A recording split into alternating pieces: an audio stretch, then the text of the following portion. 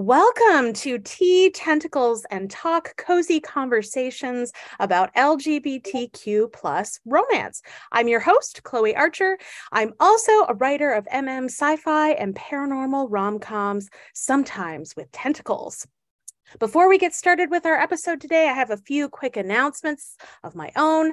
My debut novel, It's Not Unusual to Be Loved by an Alien, recently won first place in the Paranormal Romance Guild Reviewer's Choice Award for best, quote, LGBT romance slash fantasy slash futuristic slash sci-fi slash action adventure. That's a mouthful. It's a major category, but I am so thrilled and honored to have won this award. And thank you so much to all those readers and fans who voted for me. I appreciate it so much. This book is also now available in audiobook and narrated by the amazing Greg Boudreau. Be sure to look for it on Amazon and Audible. And finally, the sequel to my debut book, Can't Help Falling in Love with an Alien, is now out in ebook and paperback. That's it for updates from me today. I have a wonderful episode ahead for you today. So take a moment to make yourself a beverage, get cozy, and join us for a fun conversation. My guest on the podcast today is E.J. Russell. E.J. Russell, who uses she, her pronouns, is the author of the award-winning myth-matched paranormal romance series. And she writes LGBTQ plus romance and mystery in a rainbow of flavors. Count on high snark, low angst, and happy endings. Reality? Not so much. She's married to curmudgeonly husband, a man who cares even less about sports than she does. Excellent. Luckily, CH also loves to cook, or all three of their children, lovely daughter and darling sons A and B, would have survived on nothing but Cheerios, beef jerky, and Satsuma mandarins, the extent of EJ's culinary skill set. EJ also writes traditional cozy mystery as Nell Herron. She lives in rural Oregon, enjoys visits from her wonderful adult children, and indulges in good books, red wine, and the occasional hyperbole. EJ, welcome to the podcast. Thank you, Chloe. I'm so excited to be here with you today. Excellent. Well, since this is Tea, Tentacles, and Talk, I always encourage my guests to bring a beverage with them. I am a tea lover myself. Today, I have a lovely masala chai from a local tea shop here in town. It's very nice and spicy and flavorful, which is great because it's very cold and wintry here right now. So I need something to revive me this afternoon. How about yourself? Today, I am a tea drinker. Don't drink coffee. Megan Massa would look down her nose at me about right. that. But today I'm having a Stephen Smith British brunch, which is Stephen Smith is an Oregon company. Yeah. It's a blend of Assam and Kimun, which I've found is my tea profile. They also do a wonderful masala chai. I'm drinking it from my Made in Oregon hand warmer mug because lovely. I prefer not to have actual handles when I drink my tea. I like to hug it to myself while I'm drinking. Nice. That adds to the coziness factor. Exactly. Awesome. Well, today we're going to talk a little bit about your book, Camera Shy. We're going to talk a little bit about you and your writing process. So I think that maybe we would start off by asking you, how would you describe your writing style? Quirk and a half. I can relate to that. I think I was probably bullied as a child for crying. So, I'm ashamed to cry in public or even in private. So, I don't like angst. I don't find crying cathartic. So I want to laugh. I want things to be fun when I'm reading and also when I'm writing, because, writing is a deep dive into your own brain. And why would I want to be sad when I'm in there? I want to have fun. And if it's not fun, why bother? So right. Yeah. I feel like sometimes I am my number one reader. Like I am my number one audience. Like if I'm not amusing myself, I'm worried, right? About where the book is going. Write what you want to read, because who else will if you don't? So Right. And I think that's great advice for any aspiring or new writers who are potentially listening to our podcast today. Well, can you tell us a little bit more about your creative process? Do your books sort of spring to life from, say, a character first, or are you sort of more, you get an idea for a plot or a world before you start? Where do things tend to begin for you? Well, sometimes the character is the idea, but I think Mm-hmm. probably most of my books spring from some kind of story seed. Sometimes it's a character, sometimes it's a relationship, sometimes it's a set of circumstances or a location. Mm-hmm. Sometimes it's a sort of a mythological reference. My first series, my first paranormal romance series, Fae Out of Water, is based on Celtic mythology, and so that's how the whole myth-matched world started. It essentially started was with those Celtic infused books, and then I sort of go from there. I have a very sort of intense pre-writing planning process. So I can start with just, what is that idea seed? And I start to develop it from there. Most of the time, the characters don't even have names at first. They just have placeholders. Like it's the psychologist and the PA and the host. And then gradually, one of the first things I have to do when I'm really getting serious about it is give the characters names, because I have to have a name to think about them. Cast them with some kind of actor face so that because I'm not a visual person, so I need to have something there when I start writing descriptions, and get a title for the book, because without the book title, I don't know what it's going to be like. So, right. Oh, titles are so important. Yeah. Yeah. I mean, yours, for instance. Yeah, I mean, I think I've had a lot of people, like, the number one thing they say is, "Oh, now I've got that song stuck in my head." But so I'm guessing then, are you maybe more of a plotter than a pantser? Or I like the term discovery writer, but where do you fall on that spectrum? When I was a freshman in high school, my English teacher, whose name was actually Mrs. Sleeper, that was her Oh, name, wow. once said in class that I wrote by instinct, which I thought Ah, was a really interesting thing. And later on, when I came back to writing, I assumed that meant that I was a pantser. But I discovered, the other thing that Mrs. Sleeper always did was when we had an essay test, she would write on the board the question, and it always started with, in a well-written, unified essay, and then whatever the question or the theme was that we had to do. And our class periods were only 55 minutes long. So we had a very short period of time to do that. And I always, in my mind, I had to get my last sentence, the button on that essay, the point I was trying to make, and then I could write to that. But when I started writing fiction again, much later in life, I assumed, because I was an instinctive writer, that I must be a pantser, but I could never figure out how to get to the end of the book. I needed smaller destinational signposts, because I think I was trained to write a well-written unified essay in 55 minutes. So I've discovered that I am a planner. I do a lot of pre-writing planning in terms of, I took a class given by Suzanne Johnson, who's a wonderful instructor, called Patchworking the Perfect Plot, which is a way to grow your story organically by using character relationships and other kinds of smaller signposts. And then I discovered a book called Something Startling Happens, the 120 story beats every writer needs to know. It's a screenwriting book, actually, by this man, Todd Click. He analyzed over 300 movies, minute by minute, and discovered that something similar happens in each minute of those movies or TV shows or any of those things. And beats, right? Beats, exactly, small beats, minute beats in a movie. But in my case, when I start planning out my story, I use his beats, and they're either like 500 or 1,000 words, depending on the length of the book I'm trying to do. And that gives me a smaller destination, and I fast draft the whole thing after I planned it.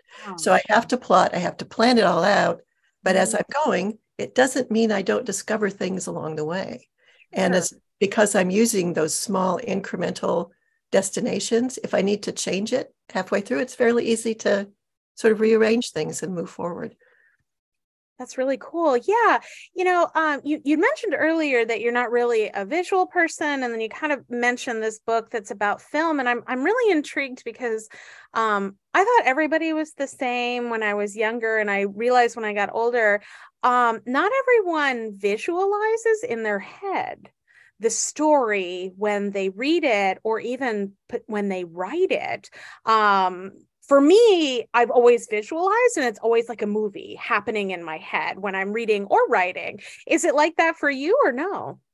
Well, I have a theater background. I have a degree in acting and another in theater administration. So instead of seeing it as a movie, I hear the dialogue as if I was in the scene, Wow. embodying my characters. So my Fascinating. first drafts tend to be very dialogue heavy because my characters never shut up. Mm-hmm. They keep talking, and that's where all the banter comes from. And I love hearing them do that, but I don't visualize them. I just hear them. Have you ever thought of like trying to write a screenplay version of any of your books? I have, but I haven't really gone there because screenplays they require a skill set that I do not have at this point. And they're also, I think that because they require other people to participate in order to make them actually happen, it might be not as easy as writing a book and publishing it on Amazon or submitting it to a publisher. So yeah, I mean there's the that. film and television industry, yeah, even if your book gets optioned, doesn't mean it's going to make it to anything. It could be held on to for years in perpetuity with like no forward momentum. There's plenty of authors who've been in that boat, so I get it. Although I do secretly hope that there are going to be like more LGBTQ romance films in the future, and I think like people in our genre and LGBTQ romance more broadly have a wealth of material that producers could draw from. So, fingers crossed. No, really. Right. So you have a very lovely office behind you there. Is that where you tend to write most of the time, or do you vary it up? Do you have specific places where this is where you are, able to kind of get in the zone and focus? I have a recliner right over there. Nice. That's where I sit with my laptop in my lap. One of the other things that I discovered as I was coming back to writing and trying to learn how to do it is that I'm an auditory learner, not visual. We've already covered that. Yeah. So if there's any noise in the environment, like if I'm in a coffee shop or people are in the room speaking, or heaven forbid, music, it derails my brain. And I focus on that and not what I'm trying to write. So I need silence when I write. And because I'm an empty nester, I live out in the country in the middle of nowhere. It's the perfect place for me to be productive. So yeah. That's great. I just find this so fascinating. As a new author, I have really been intrigued by the sheer variety of ways that people write, and what does and does not work for one person can be completely opposite for another. And so I really love to hear these stories. But I guess my follow-up question would be, in terms of the auditory, do you do anything? You mentioned like, hearing the characters' voices in your head and stuff. Do you ever dictate your writing? Because it seems like that might be a natural fit, or do you find it doesn't work for you? Remember I said I couldn't write if other people were talking in the room, including me. Oh, it's like including you. Okay. If I hear my voice trying to dictate, I start thinking, wow, language is really weird. How do people know how to talk and create sentences? I don't understand how that works.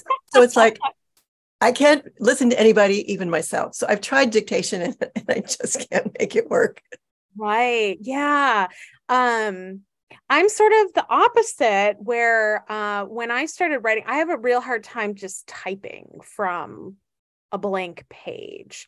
And so it was when I discovered dictation that I was able to actually really make progress with writing, because that's a format that works for me. And I apparently took to it like a duck to water, like it was just like a smooth, easy transition. But I have found that there are a lot of people who are like, oh no, I can never dictate because it just, yeah, it doesn't work. So I just find it really fascinating thinking about the different ways that our brains work to achieve the creative process. Um, I took a wonderful class at the beginning of my writing career, which was when I was like, I assumed that I didn't know anything, and therefore I had to do what everybody else said, including you have to have a list for every book. And it's like, I can't write with music playing. What's going on? But I took a class by Quillia Rain, and it was called Learning Styles for Writers, which is when I learned I was an auditory learner.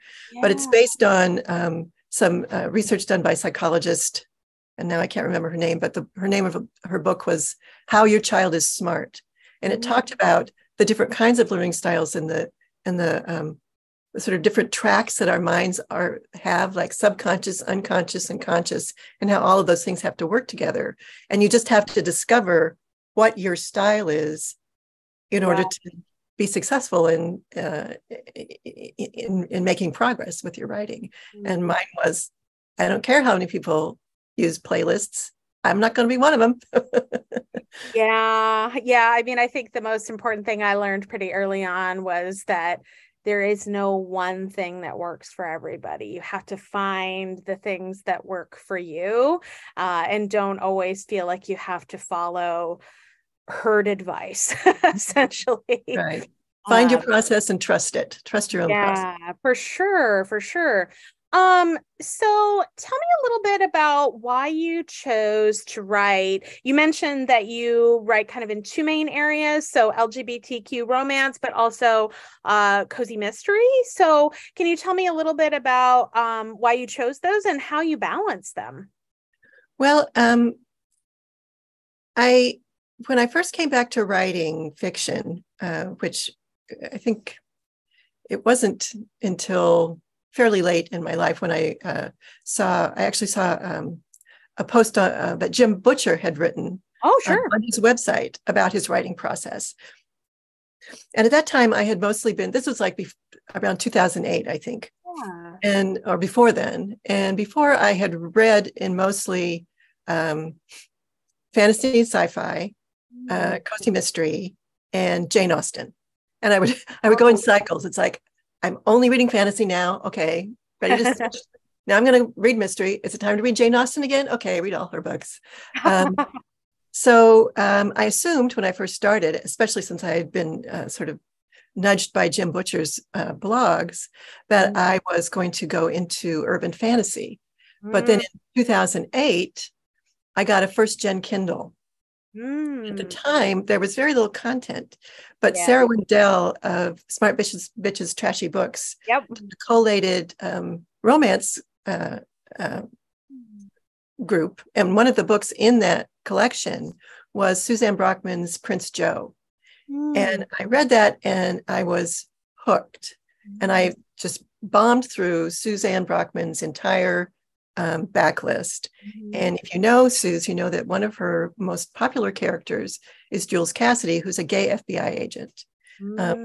Suze's son, like mine, is both my sons are gay, and so is hers. So she was really trying to get LGBTQ representation in her books, and Jules was able to get his own HEA in one of her shorter works. And so I thought, hey, I can write the books I want to write because I have a theater background.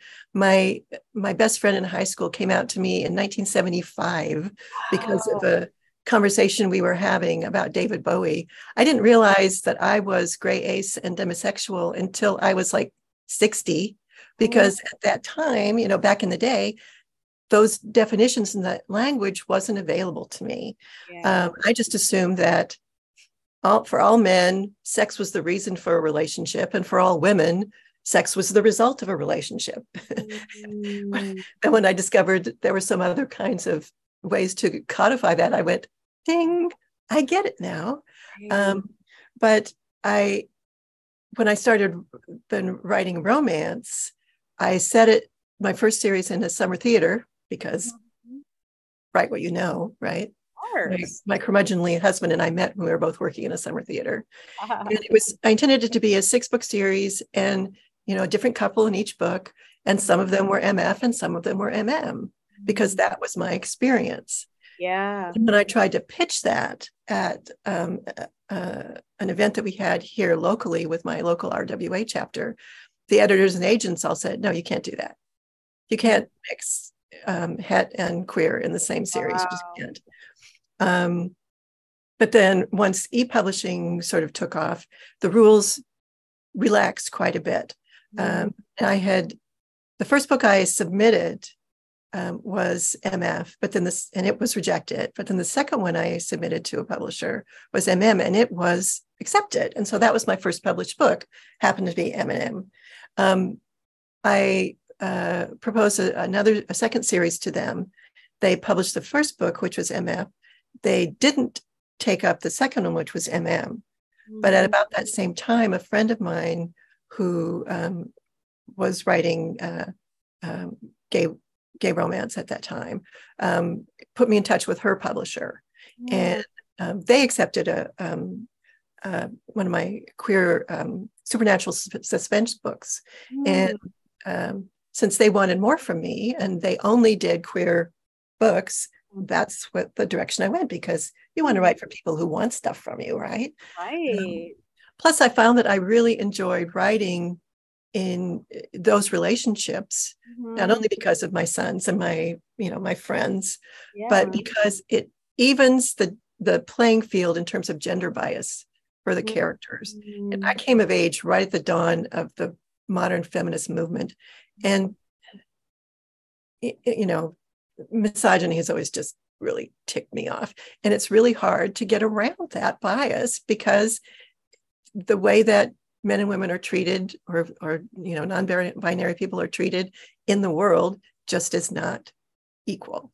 So I wanted to give my characters at least a chance of starting out on the same footing.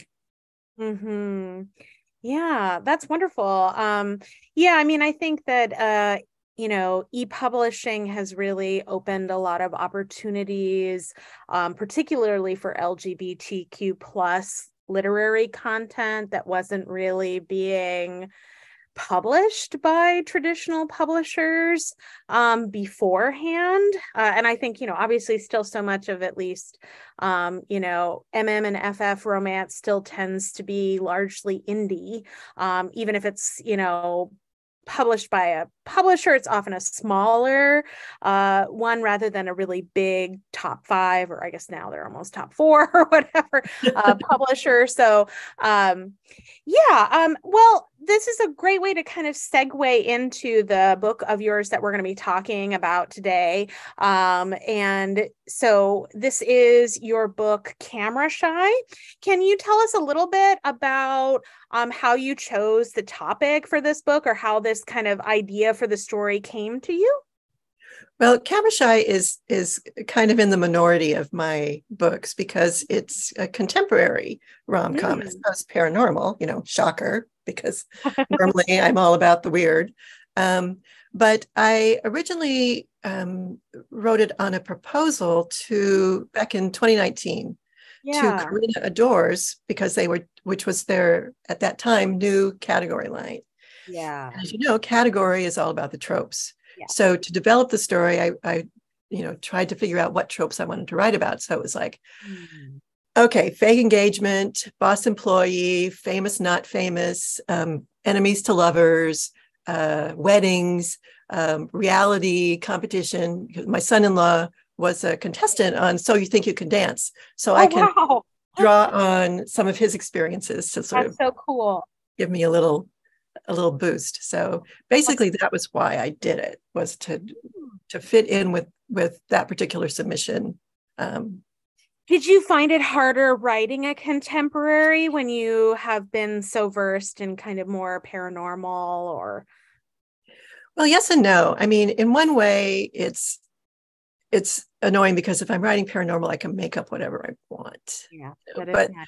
with when you're writing contemporary, there are certain rules that you have to sort of adhere to, even if you do, but it's fiction. I mean, there are some things that you can make up, like there is no such thing as the TV shows that are in this book. Obviously those are fictional. Sure. So, but I can't make give the main characters magical powers. That's just not going to happen. So there's that. But I started out writing contemporary, so it just happened that the books that I had accepted at first were paranormal or supernatural suspense. So that's the direction I went to for the most part.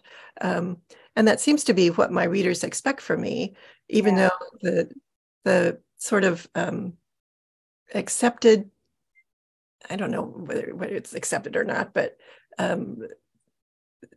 folks say that contemporary sells better than paranormal or other kinds of things, but that's not been the case for me. And that just maybe because my readers do not look for those kinds of books.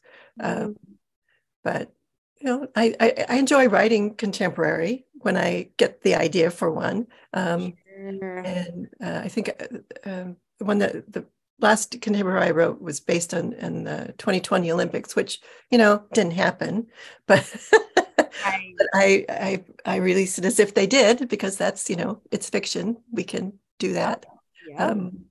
But it stretches a different part of my writer's brain, I guess. It's still fun, and it's still going to be a rom-com because not going to write angst, just can't do it.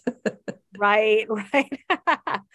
Well, tell us a little bit about the heroes in this book, maybe something that the readers don't really know, what makes them tick, that kind of thing.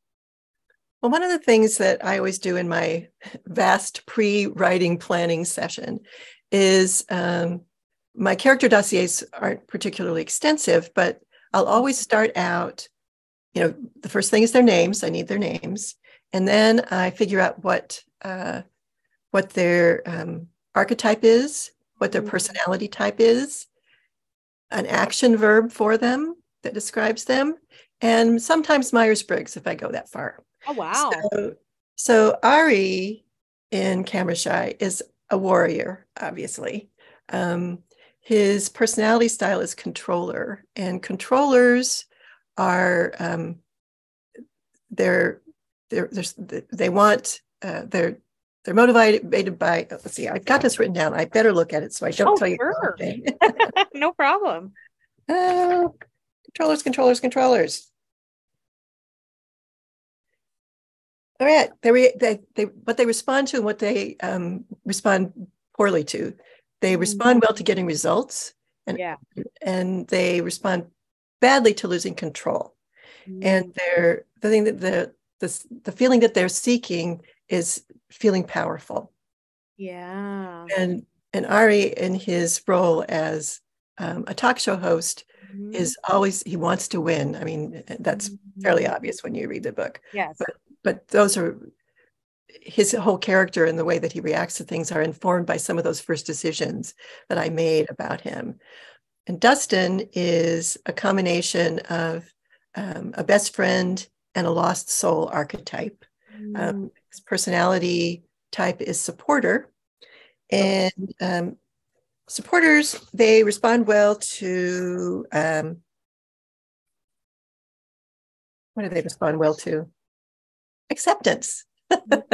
And they respond badly to rejection. Of course, Dustin, when he was a child model, had a lot of rejection, which is why he chose the path that he did.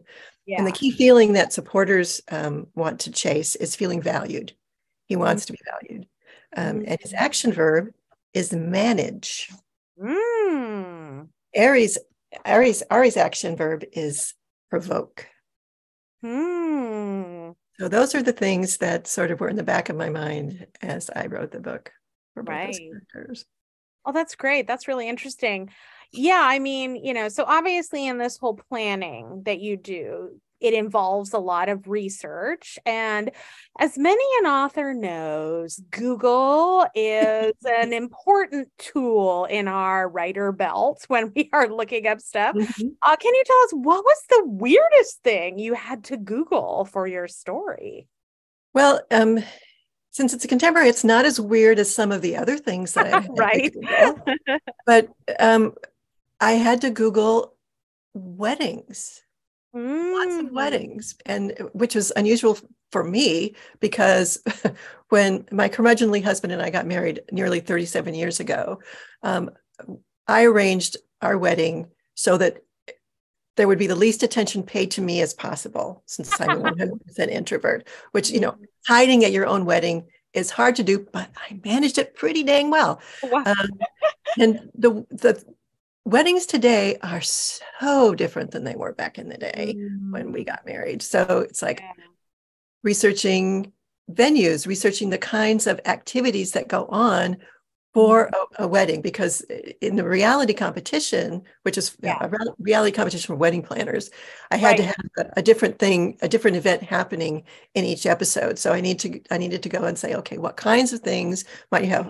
Might you have? There's the rehearsal dinner. There's the bachelor party. There's the luncheon for the wedding party. There's cakes. There's outfits. There's all kinds of stuff. So that was interesting. I think Google started feeding me a number of ads that were not at all appropriate. All right. They thought you were planning your wedding. Not planning anything. Just nosy. That's great. Well, let's kind of shift gears and talk a little bit about some fun personal questions about you for our viewers, things they might want to learn about you. Obviously, if you are a writer, you have to be a reader. At least in my book, I never quite understand writers who say they don't read anything. Were you a voracious reader as a child, or did that develop later in life? Oh, absolutely. I mean, I became an introvert very early in life, and reading was my main source of entertainment. And when my sons were in high school, one of their assignments in their English class was to tell their teacher about a life-changing book. And they were complaining about that, and I thought that's the coolest thing, because I knew what my life-changing book was. Oh, wow. And I actually have it right here. Oh, that's amazing. It's this book called Horace by Elizabeth Urquhart. And I found it when I was 8 years old it's a British children's fantasy about a little girl who meets a dragon on her way to buy mushrooms and goes to tea with him. And it was just like, it was such a wonderful book for me because it for one thing, it introduced me to British children's fiction, which up until that point, my Midwestern family had no clue. And my grandmother, whom I was staying with at the time when I found this in their library, which was only open 2 days a week, Tuesday and Saturday afternoons. And it was just in a stack of books on the floor. It was not arranged in any way. And so it was like just chance that I found it. But it introduced me, it turned me into a lifelong Anglophile. It taught me how to read from context, because my grandmother had an 8th grade education. I couldn't ask her, what's a greengrocer? Is it someone who only sells green things? She finds half a crown. That wouldn't sit on your head. So I had to learn how to interpret things just from that at a very young age. And so that book essentially changed my life. And the coolest thing, I wrote a blog post about it on my website. Oh, fun. And several years after that, Elizabeth Urquhart commented on it. Oh, wow. She actually, someone had told her about seeing the post, and so she came and she commented on it. She wrote the book when she was 18. Wow.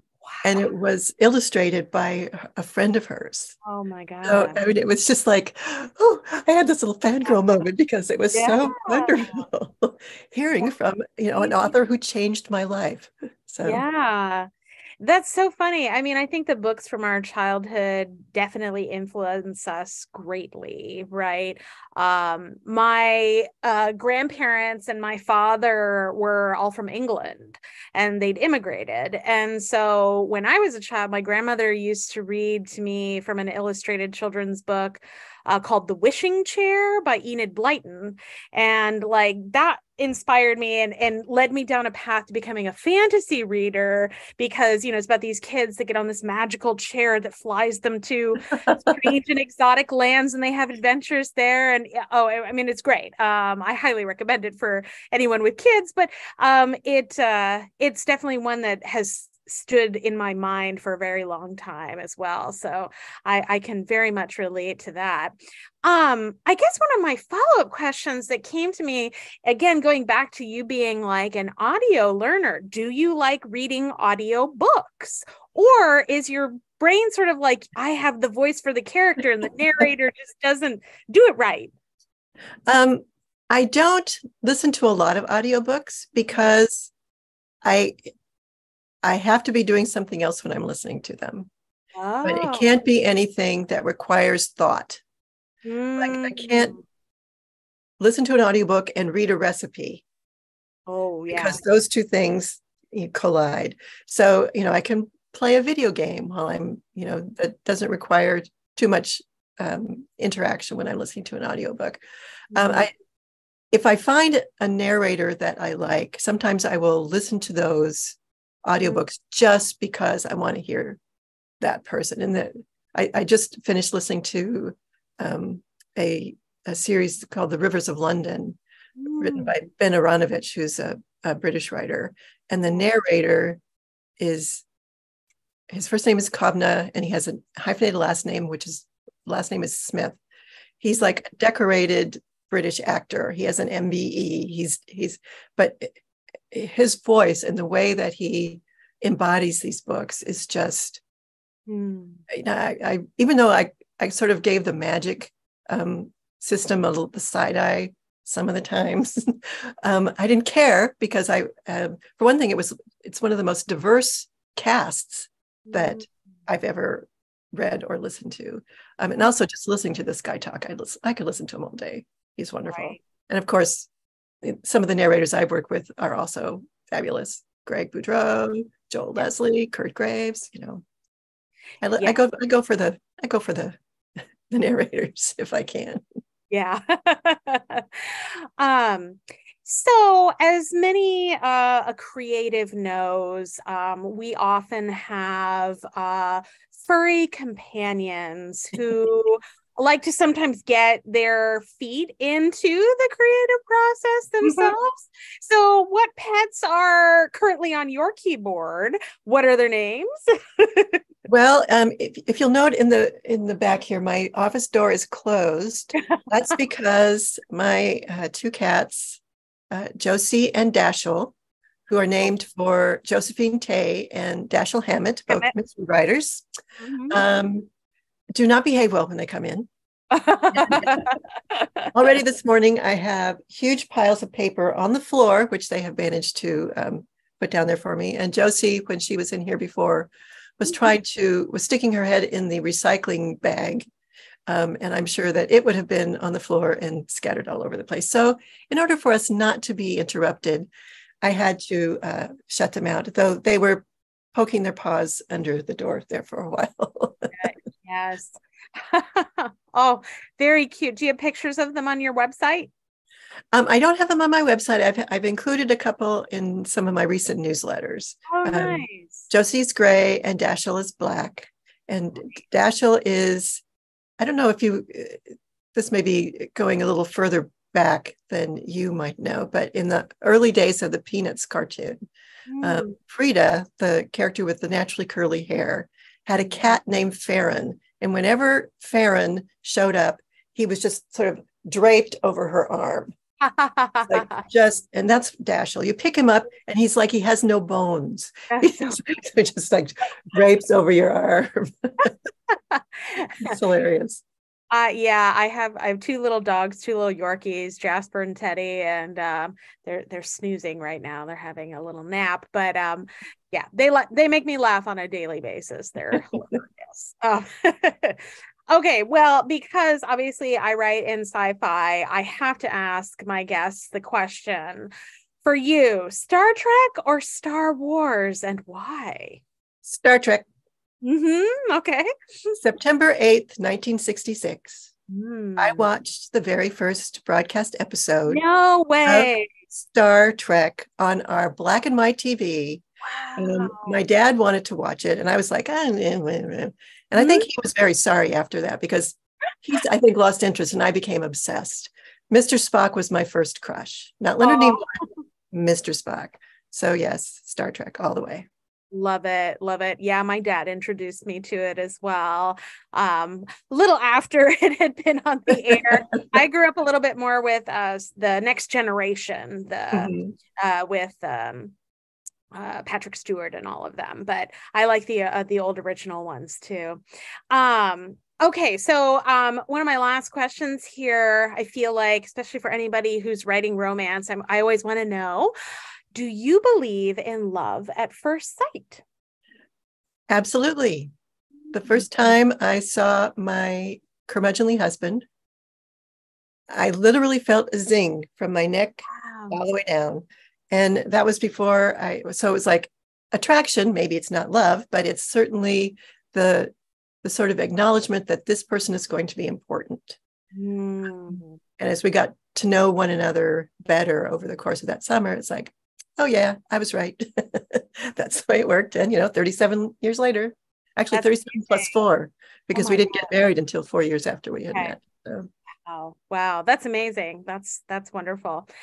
Well, we're almost out of time here. I wanted to see if you could tell us a little bit about, can you give us any hints or a little peek into what can we expect for you in 2023 this year? Anything new on the horizon? And where can readers find out more about you and your books? Well, let's see. The best place to find more about me is on my website, which is ejrussell.com. Russell has 2 S's and 2 L's. We'll put that in the show notes. I am working on several different projects right now.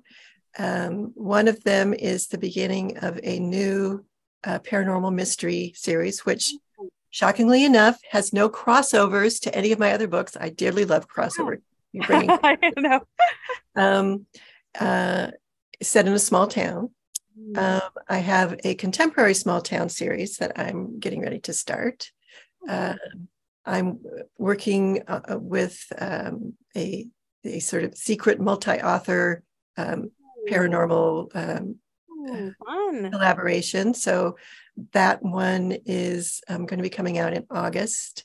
I'm probably going to be doing a few more just quick, short sidecar stories to the Myth Match books.